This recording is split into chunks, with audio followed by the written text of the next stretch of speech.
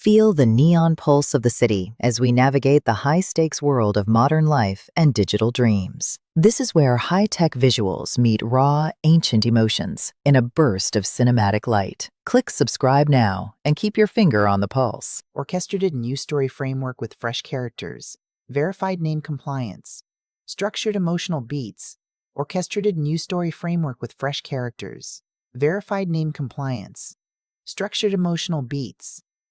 On the 4th of March, 2024, my daughter slid the deadbolt shut while I was still standing on the welcome mat I'd bought her. In the house I'd paid for with $185,000, I earned one folded bedsheet at a time. I am 64 years old. My name is Delafay Pruitt, and for 31 years I washed and pressed other people's linens in the basement of a downtown hotel until my shoulders curved like a question mark. I stood on that porch holding a peach cobbler still warm in the dish, and when she looked through the narrow glass beside the door and mouthed the words, "Not today," I didn't pound on the wood. I didn't holler her name for the neighbors to hear. I just nodded once, set the cobbler down by the boot scraper, and walked back to the bus stop. What I didn't know, standing there in my good church coat, was that according to the state of Texas, I had already been buried. My own child had signed me into the ground. If you're listening from somewhere out past my city tonight, leave the name of your town down below so I can see how far this has traveled. And stay with me all the way to the end, because the part that broke me wasn't the locked door, it was learning the date they'd chosen for me to die. The 822 bus from Sunnyside to the edge of River Oaks runs slow on a Monday.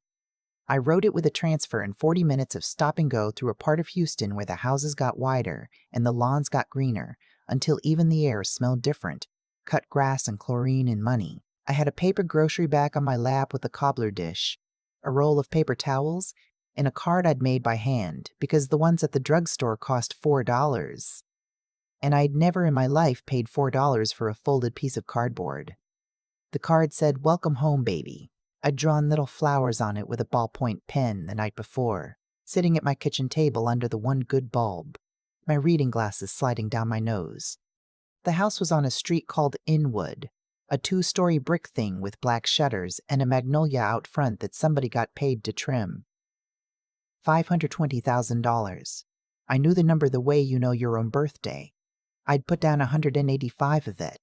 Every dollar I'd saved across 15 years of skipping lunches and turning the heat down to 58 in January and wearing the same 3 coats until the lining went to threads. My daughter had taken the loan for the rest. The deed had my name on it. Delafay Pruitt, sole owner. The lawyer who'd handled the closing said it was smart to do it that way, for protection. I didn't understand what he meant then. I understand now. I'd raised her by myself in a rented duplex off Reed Road. Her father was a roomer by the time she could walk. I want to tell you I was a saint about it, but mostly I was just tired and stubborn and in love with that little girl in a way that scared me. When she was 11, she came home from a field trip to the art museum talking a mile a minute about a neighborhood she'd seen from the bus window. Big houses, iron gates, a fountain in somebody's yard. "That's where I'm going to live, Mama," she said, eyes shining. "That's where people respect you." And God help me, I believed I could put her there. That night I sat down with a spiral notebook and did the arithmetic of a poor woman's dream. I made $29,000 a year at the hotel. After rent and the lights and the food, I could maybe set aside $300 a month. $300 a month is $3,600 a year. To get to a real down payment, I'd need most of 2 decades. I was 46. I'd be in my 60s. I started the next morning anyway. I stopped buying clothes. I'd darn my work uniforms until the elbows were more thread than cotton. The hotel cafeteria sold a plate lunch for $6, and I never bought one, not once, in all those years. I ate cold beans out of a margarine tub in the linen room, sitting on a folding chair between the industrial dryers while the heat came off them in waves. My knees gave out first, around 2012. Then the right shoulder, the rotator cuff, from hauling wet laundry carts up the service ramp.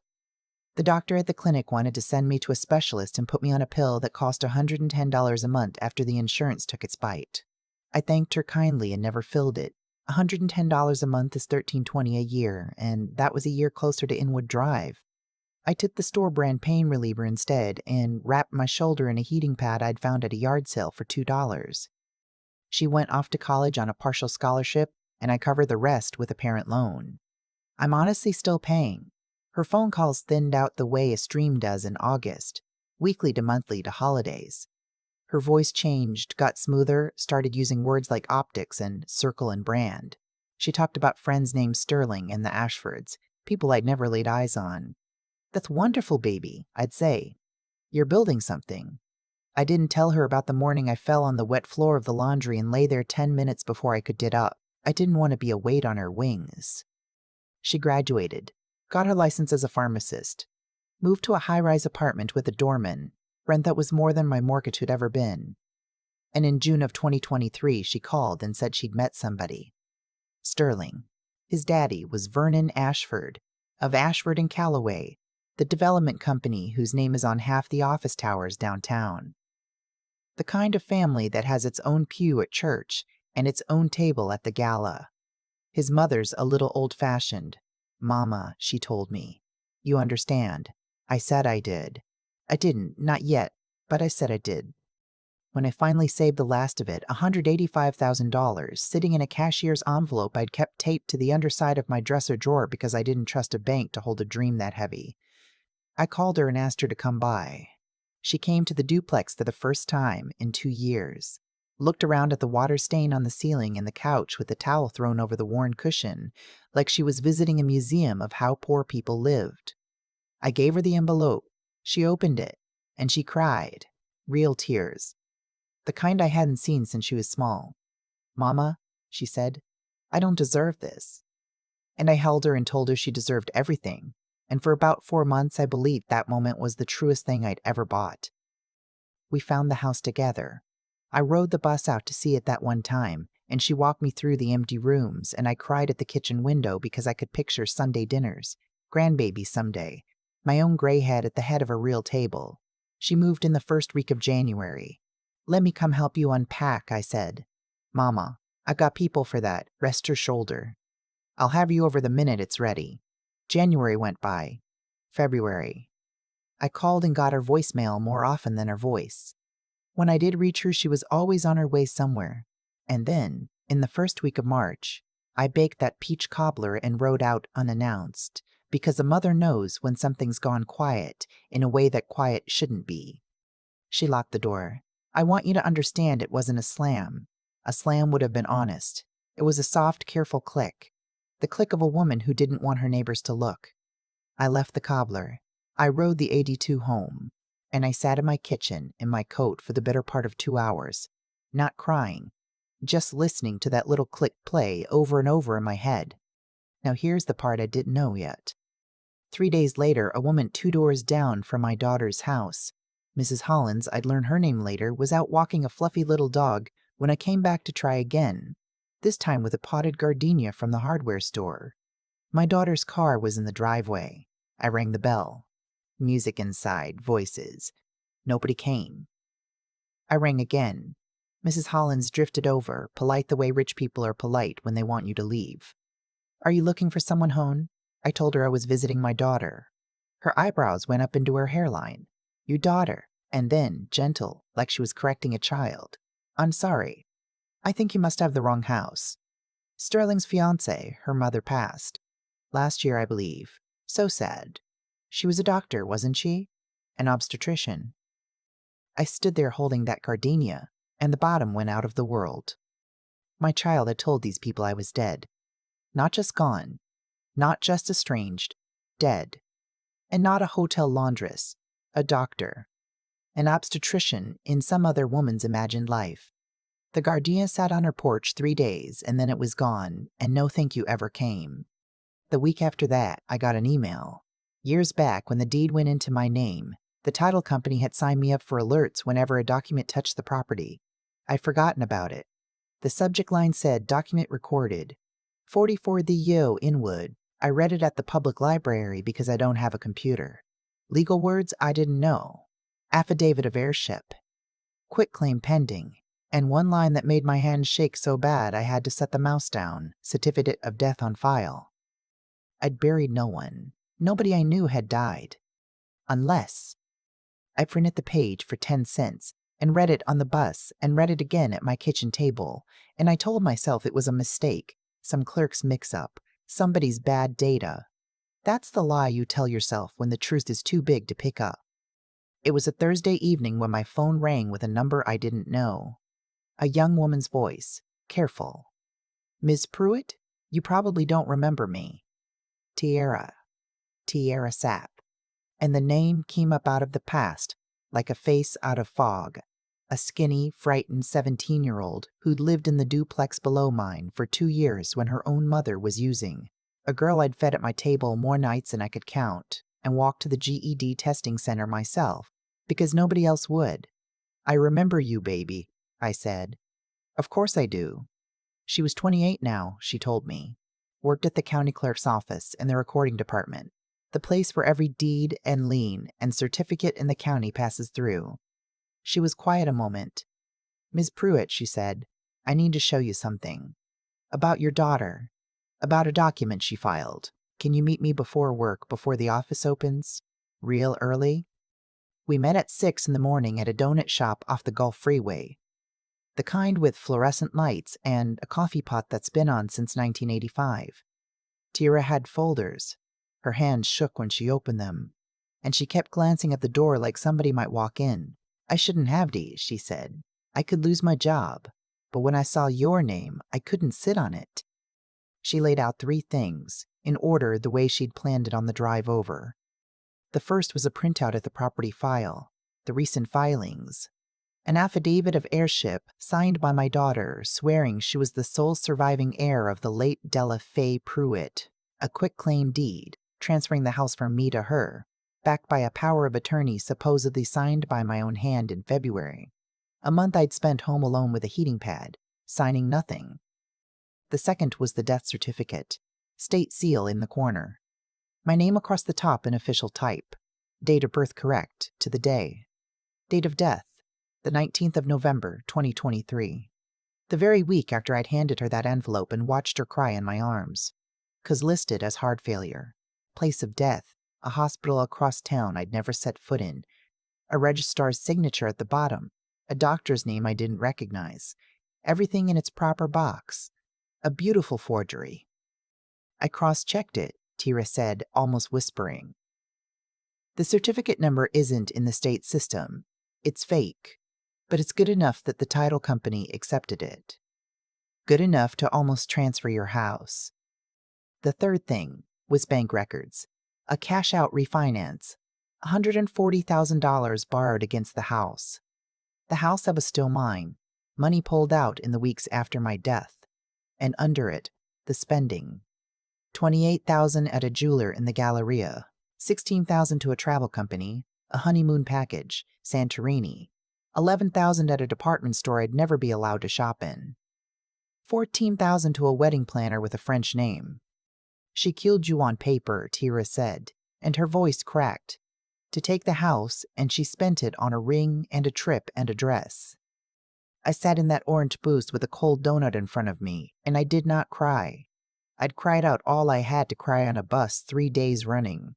What I felt instead was something flat and clear and cold, like the surface of a pond in February. "Why," I said, mostly to myself, "why would she need me dead? I gave her everything she ever asked for." Tira shook her head. "I don't know, Miss Pruitt, but this isn't a misunderstanding. You don't accidentally bury your own mother." She slid a business card across the table, worn soft at the corners like she'd carried it a while. "This lawyer helped me once, when CPS tried to take my little boy. She does elder fraud. She's good, and she's mean, and she won't charge you what she should." The name on the card was Yvette Dorsey. I'll tell you the truth, I almost didn't call, because calling that number made it real. And real meant I would have to do something to my own child that I'd spent 30 years swearing I'd never let the world do to her. I sat with it one whole sleepless night.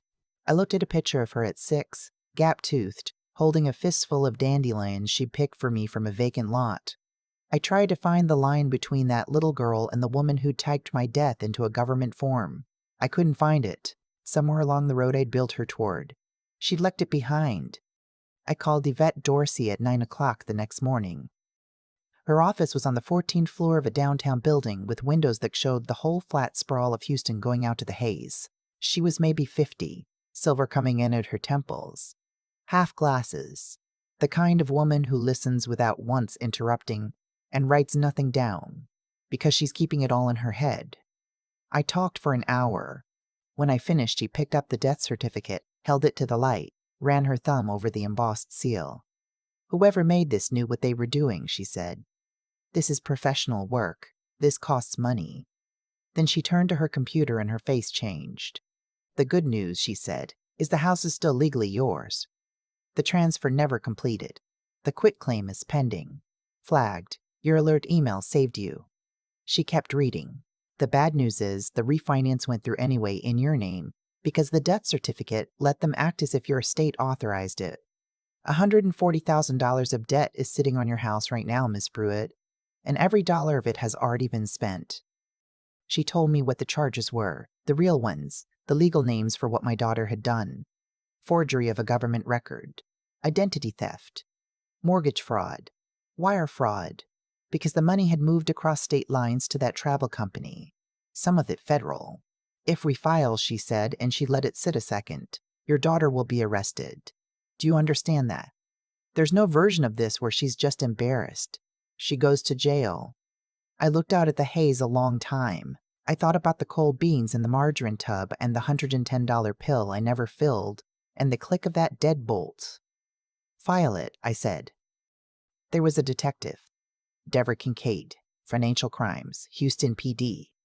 A woman about 40 with tired eyes and a wedding band worn thin, and like me, she was a black woman who'd clearly had to be twice as good to sit in that chair. I gave my statement over 2 mornings. The hardest sentence I have ever said in my life was my daughter declared me dead, and I had to say it more than once. And Detective Kincaid waited every time. Patient, never rushing me. She asked if my daughter had my social security number. She did. I'd given it to her years back when she set up my taxes on mine, when she paid the bills I couldn't read the small print on anymore. Every kindness I'd done her, it turned out, was a key I'd handed over. Yvette filed an emergency order to freeze the fraudulent deed and stop any further action on the house. And then she came to me with a decision she said was mine alone to make. Your daughter's getting married in 8 weeks, she said. There's an engagement dinner this Friday at the house. Her fiancé's family. The Ashfords. She watched me. Detective Kincaid can arrest her quietly, on a weekday, no one around. Or I waited. Or we let her stand up in front of the people she traded you for. And then we end it. I thought about Mrs. Hollins and her eyebrows. I thought about a dead obstetrician who never existed wearing my life like a borrowed coat. I thought about my daughter raising a glass at the head of a table I bought, in a house I paid for, telling those wealthy strangers a beautiful story about a mother in the ground. Friday, I said. Let her have her party, then I'll come. The week before, I did something I hadn't done in years. I went to the resale shop on Cullen and I bought myself a dress. Navy blue, simple, $22 with a little collar. I stood in front of the cracked mirror in the back of that shop and looked at a tired old laundress with gray roots and swollen knuckles and a spine that wouldn't quite straighten, and I thought, this will do. Not because the dress was fine, because the woman in it was still alive, and somebody needed to be reminded of that. Friday evening I had a cab take me to Inwood Drive. I wasn't about to be late on account of the 82 bus. We pulled up at 7:15, and through the big front window I could see them. The whole picture of the life I'd financed. My daughter at the head of the table, in a dress that probably cost more than my monthly check. Candles lit, crystal catching the light. A silver-haired man I took to be Vernon Ashford. A polished woman in pearls who'd be his wife. A young man who'd be my son-in-law-to-be, hand resting on my daughter's chair. And one more woman, older, draped in jewelry, laughing too loud, the kind of laugh you practice. I walked up the path. I rang the bell. The music stopped. Footsteps. The door opened, and my daughter's face went through 3 weathers in 2 seconds. Surprise, then knowing, then a horror so deep it aged her. "Mama," she breathed. Not a greeting, a trap closing. "Hello, baby," I said, easy as I could make it. "May I come in?" She didn't move. Couldn't. Her eyes flicked past me to the street, checking for witnesses, checking if I was real. From inside, a man's voice, deep and used to being answered. "Is everything all right at the door?" And I did not wait for permission in a house with my name on the deed. I stepped past my own child and into the foyer with the chandelier I had paid for and never once seen lit, and I raised my voice just enough to carry into that dining room. "Good evening," I said. "I'm Della Pruitt. I'm her mother." The silence had a weight to it, like the air before a storm breaks. I walked through the archway, 6 faces turned. The older woman with the loud laugh, the jewelry, the practiced ease, went the color of ash and set her wineglass down so hard it nearly cracked the stem. Vernon Ashford rose slowly to his full height, looking from me to my daughter and back, doing arithmetic behind his eyes. His wife's hand went to her pearls. The young man just stared, his mouth slightly open, like a boy who's heard a sound in the dark. My daughter found her footing the way she always could. "Mama, you're confused again," she said, and turned to the table with a sad, practiced face. "I'm so sorry. I didn't want you all to meet her like this." She lowered her voice to that tender, lying register I would have recognized in my sleep. "My mother has early dementia. She wanders. She says things that aren't real. I've been paying for her care, but sometimes she gets out and she doesn't know where she is." She looked at me with eyes full of false grief. "Mama, you shouldn't be here. Let me call someone to take you home where it's safe." It was a good performance. I'll give her that. She'd always been a good performer. Vernon Ashford was studying me, weighing it, and I could feel the room start to tip her way, because a confused old black woman in a thrift store dress is the easiest thing in the world for people like that to believe. "I don't have dementia," I said, and my voice came out level and clear as well water. "My memory is just fine, and I have my papers." I reached into my purse, the same black purse I'd kept good with shoe polish for 20 years, and I laid the death certificate flat on the white tablecloth in front of Vernon Ashford. "This is me," I said. "According to my daughter, I died last November. Heart failure. At a hospital I've never visited." He picked it up. He read the seal, the signatures, the boxes all neatly filled. His jaw set like concrete. His wife reached for it with a hand that shook. "Della Pruitt," she read aloud and looked up at my daughter, and the temperature in that room dropped 20 degrees. "It's a fake," my daughter said too fast. "She made it. For attention or money. She's not well." "I scrap linens for a living," I said to the whole table now. "I did for 31 years. I'm not a doctor, and I never was. I gave my daughter $185,000 to buy this house. Every cent I saved in 15 years of skipping meals and wearing other people's cast-offs. The deed is in my name. I laid the second document down. And 3 weeks after I gave her that money, she filed this, swearing I was dead, so she could take the house out from under me and borrow against it." That was when the older woman in the jewelry pushed her chair back. It scraped loud across the hardwood. She was crying, mascara going. "I can't," she said. "I can't do this." She turned to Vernon Ashford. "Sir, I'm not anyone's aunt. I'm not family. She paid me $4,000 to come tonight and say I'd known her mother, the doctor, before she passed, to make the story hold." She put a hand over her mouth. "I didn't know about any of this. God help me. I thought it was just keeping up appearances. I'm an actress. I do funerals and corporate parties." The room came apart all at once. Vernon Ashford was on his feet. "You hired a woman to play your dead mother's friend?" My son-in-law-to-be looked like he'd been struck. "Lautries," he said, just her name, like a question he was afraid to finish. My daughter spun to him with both hands out. "Sterling, baby, listen. It isn't. She's making it sound. I was protecting us. I was protecting your family's name."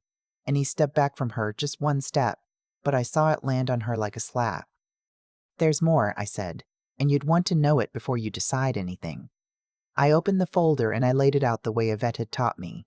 1 page at a time, slow, so it would sink. $28,000 at a jeweler. I looked at the diamond on my daughter's hand. That ring. $16,000 for a honeymoon to Greece. $11,000 for a wardrobe. $14,000 for this wedding. Each page touched the tablecloth like a stone dropped in still water. All of it borrowed against a house she doesn't own. All of it, in the eyes of the law, taken from a dead woman. The dead woman is me, and I'm standing right here. Mrs. Ashford had her hand pressed flat to her chest. Sterling reached over, very quietly, and took my daughter's left hand, and worked the ring off her finger himself. She let him. It came free, and he set it down on the white cloth between them, and he didn't say a word, and somehow that was worse than any shouting. That was when I heard them. Faint at first, then unmistakable through the big front windows. The rise and fall of a siren, and then red and blue light washing across the magnolia and into the dining room, sweeping over all those pale, stunned faces. My daughter's head jerked toward the window. "No," she said. "Mama, no, you didn't." And I said soft, the only thing there was to say, "Baby, what did you think was going to happen?" The doorbell rang into the silence. Nobody moved. So I crossed that foyer one more time, in the house I paid for, and I opened my own front door. And Detective Deborah Kincaid stood on the step with 2 uniformed officers behind her. "Ms. Pruitt," she said gently. "Yes," I said. "She's inside." They read her rights at the head of the table she'd traded me for. The cuffs clicked, a smaller sound than I'd braced for. A sound I'll hear the rest of my life. She didn't fight. She just looked at me the whole time, and at the very end, as they turned her toward the door, the polish finally cracked all the way through, and she was, for 1 second, that gap-toothed girl with the dandelions again. "Mama," she said. "I'm sorry. I'm so sorry. Please." And I stood there and let her see me not move, because 30 years of saying yes to her had helped build the woman in those handcuffs, and the kindest no I had left was to finally hold still. The Ashfords gathered their coats in a stiff, mortified hush. Vernon stopped beside me on his way out. "You did right," he said quietly. "I'm sorry you had to do it here. Sterling didn't say anything to me at all." He looked at the ring on the tablecloth and left it lying there. She pleaded guilty in the fall on the advice of a lawyer her fiancé's family did not pay for. 2 years probation, full restitution of the $140,000, and a felony record stamped on her name for the rest of her life. The judge looked over his glasses at her and said she was fortunate her mother had asked for mercy, because the federal counts could have sent her away for a decade. I wasn't in the courtroom. Yvette went for me. I was at home pressing a shirt, because some habits keep your hands from shaking. The losses came down like dominoes after that. The pharmacy board suspended her license. You can't dispense people's medicine with a fraud conviction. The high-rise with the doorman doesn't keep tenants who can't make rent. The friends named Sterling and the rest of that bright circle closed up like water over a dropped stone. Tierra, who would not stop watching out for me no matter how I told her to rest, mentioned one day that my daughter had moved into a weekly rate motel off the South Loop, 3 miles from my duplex. 3 miles.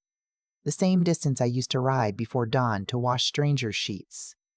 She called me in November, almost a year to the day from the date she'd written on my death certificate.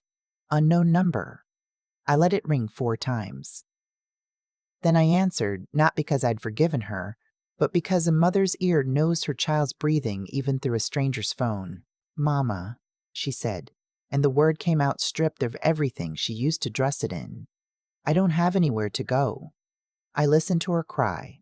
I listened to the traffic behind her. And when she asked in a small voice if she could come home, I told her I didn't have a home that was hers to come to anymore, but that the house on Inwood had a garage apartment, and she could rent it, the same as anyone.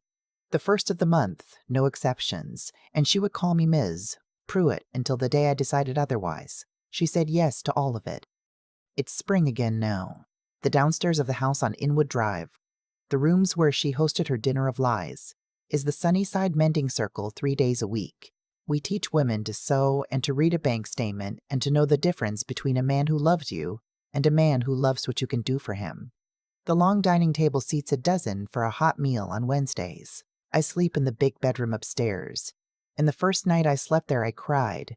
Not from grief, but from something I didn't have a name for until later, when I realized it was the feeling of not having to earn the air you breathe. My daughter lives over the garage. She stopped shelves on the overnight shift at a grocery warehouse for $15 an hour, and she pays her $200 on the first, and we don't talk much. When we do, it's about the rent or the recycling. But this morning, I watched from the kitchen window as she walked an old woman from the mending circle up the front steps, slow and careful, holding her elbow the way you hold something precious. And the woman she was being in that moment was not the woman who buried me. I don't know if she'll get all the way back. I don't know if I'll ever again call her by the name I gave her. But she shows up and she does the work. And for now, that has to be enough. I am Della Faye Pruitt. I am 64 years old.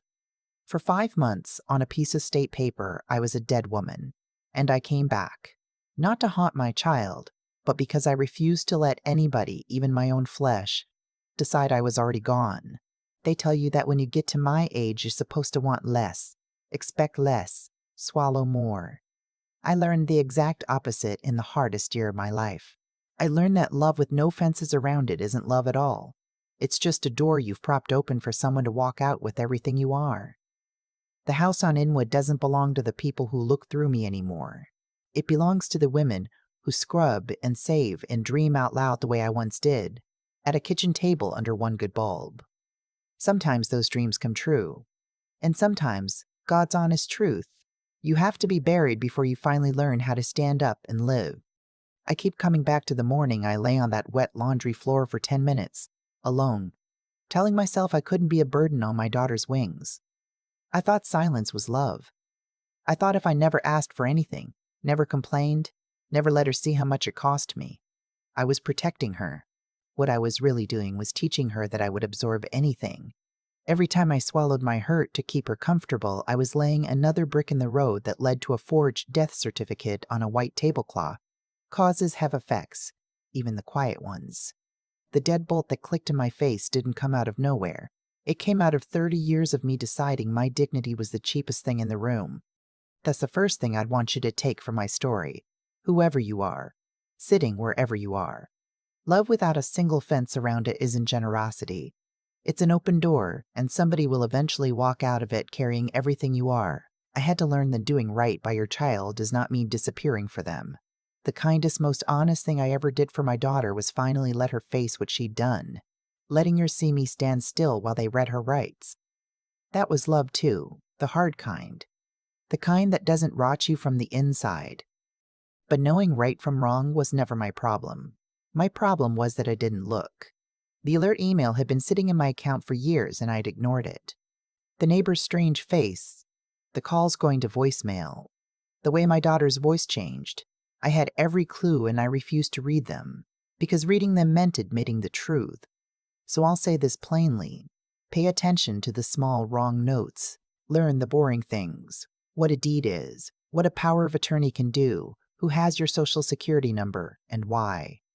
Tira sat in the recording office and understood exactly what she was looking at, and that knowledge is the only reason I'm not penniless today. Information isn't cold. Sometimes it's the warmest protection a person can have. And the last thing, the one that took me 64 years to find. When you've spent your whole life being told to want less, expect less. Swallow more. There comes a day when you have to decide you're worth standing up for, even against your own flesh, even when your hands shake and your knees won't straighten. I rode that 82 bus home and sat in my coat for 2 hours, and then I picked up a phone and made the hardest call of my life. Not because I stopped loving her, because I finally started loving myself enough to refuse to be erased. They buried me on paper. I dug myself back out, one slow, frightening choice at a time. If a tired old laundress with a bent spine can do that, so can you. Don't wait to be loved correctly before you stand up straight. Stand up first. The respect tends to follow.